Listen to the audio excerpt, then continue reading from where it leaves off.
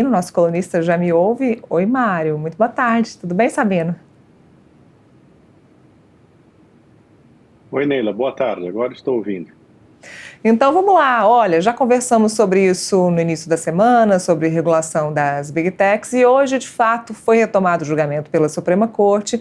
O ministro André Mendonça está aí lendo, ele relendo o seu enorme voto, que ele mesmo admitiu que seria um voto extenso, e vimos que ele vai abrir a divergência dos demais ministros pela constitucionalidade, então, do artigo 19 do Marco Civil da Internet. O que a gente pode tirar até agora desse julgamento e qual é a sua opinião? A gente já sabe a sua opinião, que você já concedeu aqui para a gente, mas qual é a sua opinião caso o Supremo decida determinar a inconstitucionalidade do artigo 19?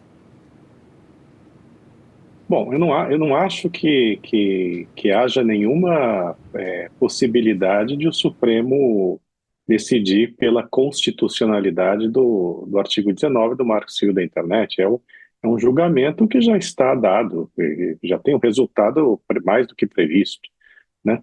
Esse voto longo do André Mendonça, bem, com todo o respeito que eu possa ter ao ministro André Mendonça, só gostaria de lembrar aqui que o André Mendonça, quando era advogado-geral da União, do Jair Bolsonaro, né, ele foi favorável à abertura do inquérito das fake news, inclusive para investigar a revista Cruzoé, que publicou uma reportagem verdadeira.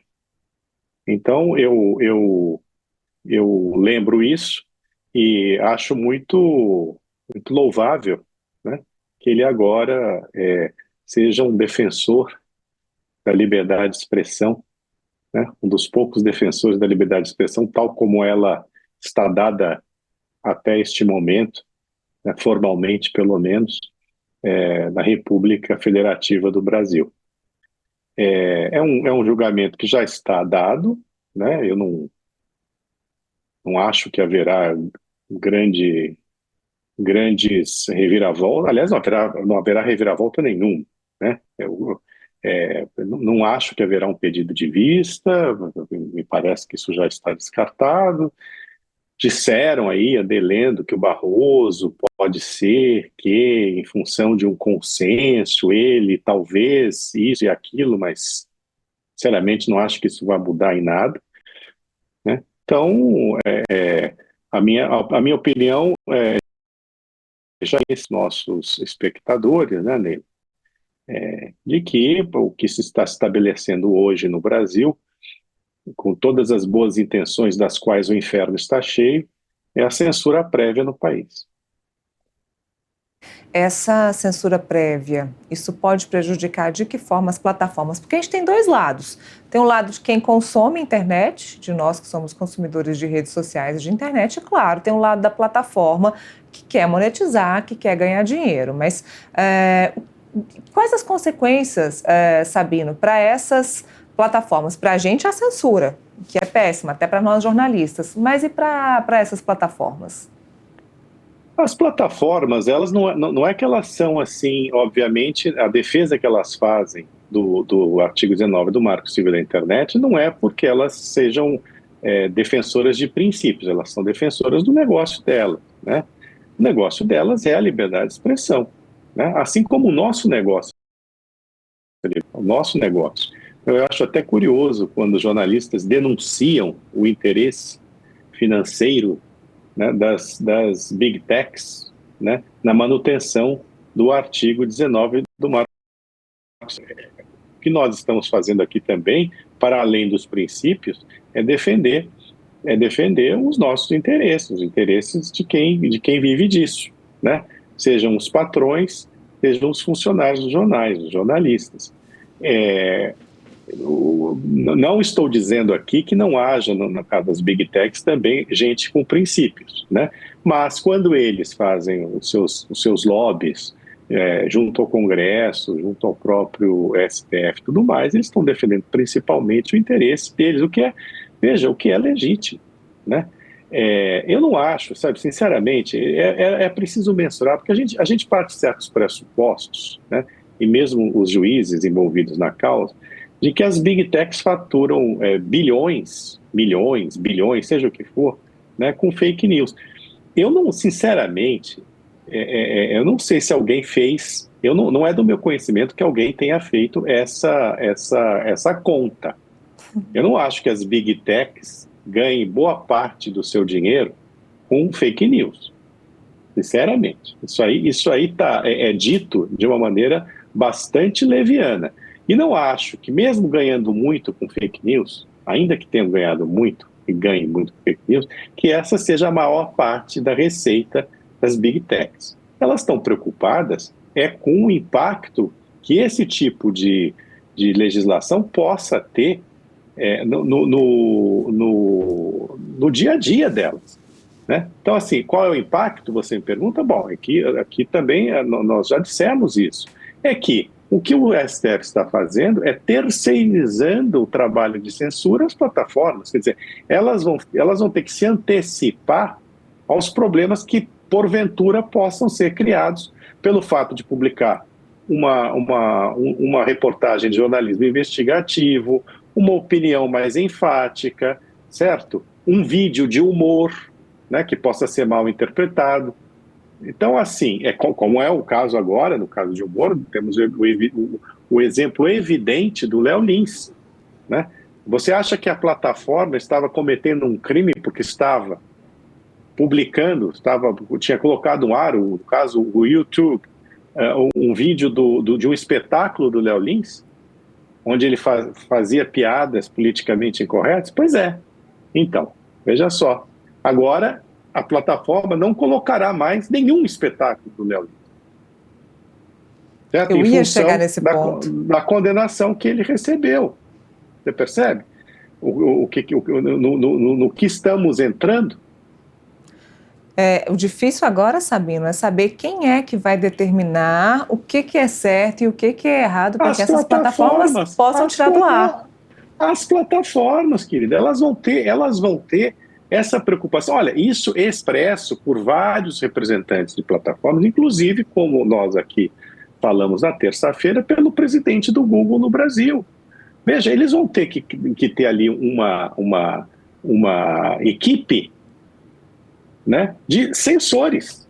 Assim como havia os sensores da polícia na época da ditadura, haverá agora os sensores das plataformas. Você pode chamar de moderadores, pode usar o eufemismo que for, mas eles serão sensores, porque eles vão dizer, olha, isso aqui pode criar problema para nós, vamos tirar do ar. É isso que vai acontecer. Por que a plataforma vai esperar ser notificada, ser processada? Não vai. Olha, é um problema que os ministros do Supremo, ou eles fazem uma ideia perfeita e querem isso mesmo, ou eles não fazem a menor ideia do que eles estão criando. Certo? Eu parto do princípio que eles sabem sim. Teremos mais casos de Léo Lins daqui para frente, né? Nessa semana você chegou a falar exatamente do posicionamento aí do representante do Google, do diretor do Google, que vídeos e conteúdos jornalísticos, conteúdos policiais e também de totalmente perseguidos aí por conta dessa nova determinação. Pois olha aqui, nós temos hoje o nosso colega de São Paulo, aqui de São Paulo, Luiz Vassalo, certo? Ele foi convocado a dar um depoimento na polícia porque ele publicou uma reportagem sobre se não me engano, sobre o patrimônio de um delegado de polícia, certo? Veja, esse tipo de coisa vai criando balizas, digamos assim, para que as próprias redes sociais, as plataformas, não coloquem esse tipo de reportagem no ar. Porque isso vai ser responsabilidade delas, não vai ser mais uma responsabilidade só do Metrópolis, do repórter que assina, certo? Estão responsabilizando as plataformas por conteúdos sobre os quais elas não têm a menor responsabilidade, mas elas passarão a ser responsabilizadas. Você entende? Olha, aqui no Brasil já aconteceu um caso que guarda certa semelhança, que eu não me lembro mais qual foi o jornal, me desculpe aqui o espectador, porque isso me ocorreu só agora, de um jornal que publicou, se eu não me engano, uma entrevista com alguém e foi responsabilizado pelo que o entrevistador disse. veja só a que ponto estamos chegando no Brasil. Senhores, isso é a mais absoluta loucura. Isso não é criar, não é criar. Veja, não é atualizar, criar uma atualização para o artigo 19 do Marco Civil da Internet. Isso não é assim. Oh, não, olha aqui, conteúdo pedófilo, conteúdo de abuso disso, abuso daquilo. Isso a plataforma não precisa esperar notificação judicial, ordem judicial para retirar. Até aí nós estamos de acordo. Não, é mentira.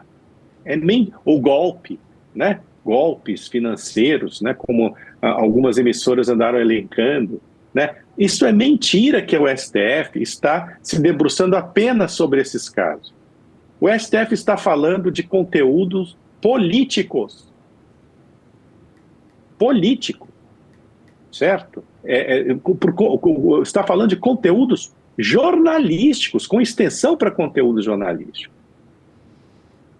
Sabino, olha, eu quero ver só se haverá ainda plataforma que publique, se por acaso o jornalismo brasileiro ainda tiver coragem de fazer, uma reportagem sobre um ministro do STF, que não seja exatamente favorável ao ministro do STF. Eu ia te falar isso agora, para a gente fazer uma análise de... Vamos pular para o futuro. Como é que vai ser a vida de nós, jornalistas, a partir dessa decisão do Supremo Tribunal Federal de mudar aí o artigo 19 do Marco Civil da Internet? Como é que vai ser a nossa vida em um ano eleitoral? 2026 está batendo na porta. Como é que vai ser a nossa vida de jornalismo político? Olha aqui, na eleição de 2022... certo? O TSE mandou retirar do ar, por exemplo, reportagens que davam conta de presidiários terem preferência pelo PT. Certo? Inclusive com gravação de um chefe de facção. Né? O TSE mandou retirar do ar posts que diziam que da simpatia do Lula pelo ditador Maduro, que é pública e notória. Certo? Da simpatia do Partido dos Trabalhadores por comunistas. Então, veja, não se trata apenas de jornalismo, se trata também de manifestações de oposição, né, perfeitamente legítimas. Isso não pôde ir ao ar. Eu acho que a nossa vida como jornalista, ela está obviamente, está cada vez mais difícil, até porque, em função dos últimos acontecimentos, em função de todos os inquéritos que foram abertos de ofício pelo Supremo Tribunal Federal, certo? E se estabeleceu nas redações e nas nossas cabeças a autocensura. Então, para as plataformas, a repercussão é esta. Eles terão que contar com uma equipe de censores, não importa o nome que elas deem a essas pessoas, são censores, para evitar que reportagens, matérias de conteúdo jornalístico, né, conteúdos jornalísticos, sejam veiculados, conteúdos aqueles que possam criar problemas. E da nossa parte, nós evitaremos criar problemas para nós mesmos e para os nossos patrões. Ou seja, menos informação para o público que precisa saber o que acontece de verdade. Menos informação, menos debate, certo? Quer dizer, você querer liofilizar a liberdade de expressão é um absurdo. Olha aqui, Neila, independentemente de você ter uma visão mais restritiva ou mais liberal sobre liberdade de expressão, né? O fato é que liberdade de expressão ela pressupõe que justamente você possa manifestar-se livremente. Agora, nas sociedades em que a liberdade de expressão é mais restritiva, você pode sofrer sanções, né, em função do uso dessa liberdade maiores ou, no caso de sociedades mais restritivas, ou menores no caso de sociedades menos restritivas. Nos Estados Unidos, certo? Calúnia, difamação e injúria são crimes menos aplicáveis à liberdade de expressão do que na Europa e mesmo no Brasil. Então, veja, é isso que eu estou querendo chamar a atenção. Certo? Não existe liberdade com responsabilidade. O direito à liberdade não pressupõe nenhuma responsabilidade. Certo? O que pressupõe responsabilidade é você, no uso desse direito, que esse direito não se vire contra você mesmo a fazer afirmações caluniosas e difamatórias. Quer dizer, você pode pagar um preço pelo exercício dessa liberdade, mas esse preço não está embutido no princípio dessa liberdade. Você entendeu? Quer dizer, a liberdade de expressão pressupõe que você possa mentir, que você possa caluniar, que você possa difamar, que você possa injuriar, que você possa incomodar. Agora, o preço que você vai pagar por isso está no direito penal. Quer dizer, o limite da liberdade de expressão está no direito penal e não na essência dessa liberdade.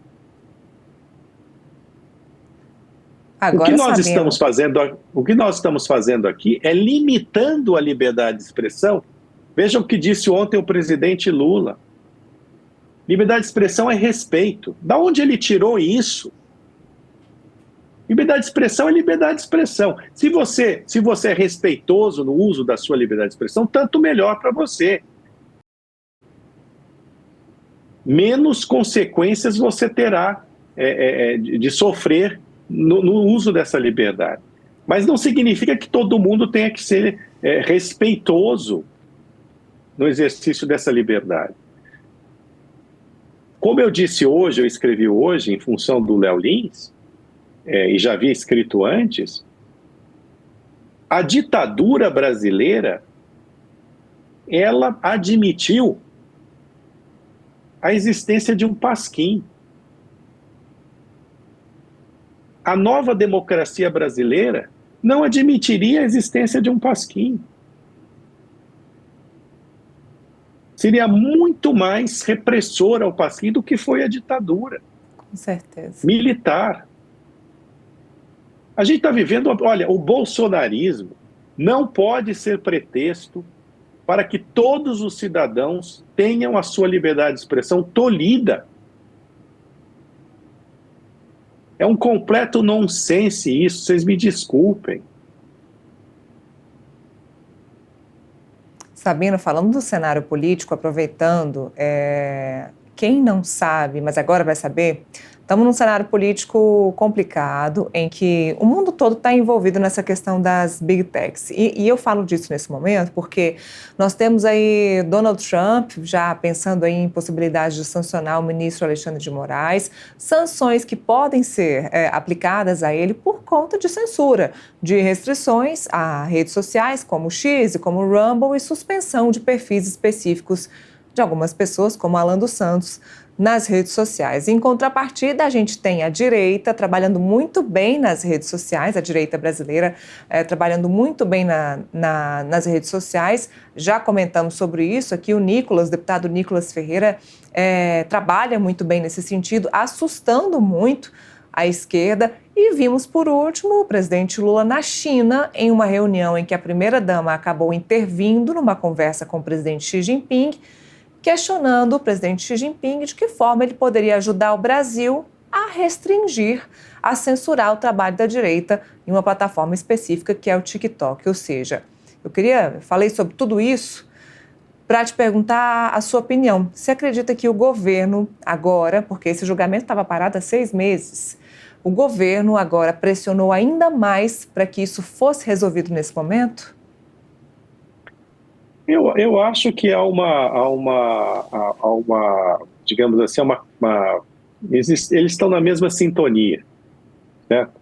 Eles estão na mesma sintonia. Eu acho que o ministro Barroso fez um cavalo de batalha. Ele quer terminar a sua presidência, o seu período como presidente do STF, com algum encaminhamento em relação a esse assunto, se não uma definição. Eu acho que isso faz parte do rol de tarefas a ser concluídas pelo ministro Barroso.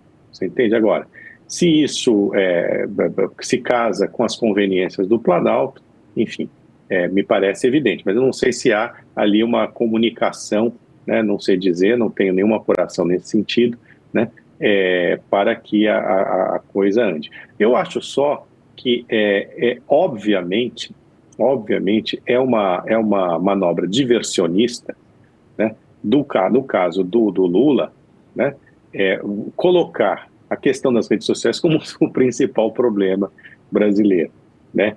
O principal problema brasileiro, evidentemente, não são as redes sociais, não foram causados pelas redes sociais, né? Eu acho engraçado ficar essa coisa demonizando as redes sociais, porque a gente que tenta aplicar golpe financeiro, o golpe do vigário nas redes sociais, quando o maior golpe do vigário foi aplicado por essas associações malandras e vigaristas que roubaram bilhões de milhões de aposentados diretamente no INSS. Certo? Não há nenhum golpe na internet que tenha dado este prejuízo a tanta gente humilde. Então, não é o maior problema do Brasil, não são as redes sociais, evidentemente. Nós temos problemas muito mais sérios, né? Vídeo, por exemplo, o estado da economia brasileira, né? Que a gente está caminhando, apesar de toda a resiliência do país, né? Nós estamos alargando ainda mais o déficit público e isso terá trará consequências gravíssimas, né? Para o próximo presidente da República, seja ele quem for, né? Pode ser inclusive o próprio Lula. Nós temos um problema gravíssimo de criminalidade, né? Mas criminalidade para valer, né? Não é a criminalidade na rede social.